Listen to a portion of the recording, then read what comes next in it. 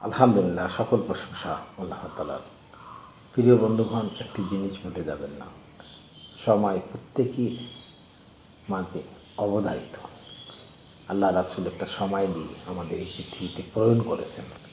সময়ের মধ্যে যা কিছুই করবেন, ইহকাল এবং পরকালে দুটি কাজে লাগবে। আর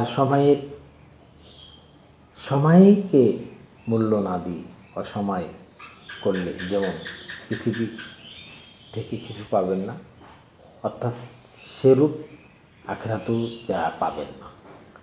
সময়ের কাজ সময় করো, ইনশাআল্লাহ ইহকাল এবং পরকাল দুটি আপনার জন্য ভালো হবে। কাজেই সাবধান, সময়ের মূল্য দেওয়া শেখো। সময়কে নিয়ে ভাবো, আজকে আপনি কাউকে সম্মান দিবেন, কালকে আপনি ওই সম্মানটা পাবেন। কেউকে সম্মান দিবেন না, সম্মান পাবেন না।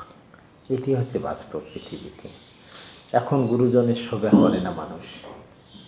এখন যারা সমাজের ধনত্ব এবং বনত্ব, যাদের ধন সম্পদ আছে, লোকটি খারাপ হলেও তাদের পিছে 10 জন মানুষ ঢুকে, কিন্তু ভালো মানুষের সমাজে আজকে দাম নেই।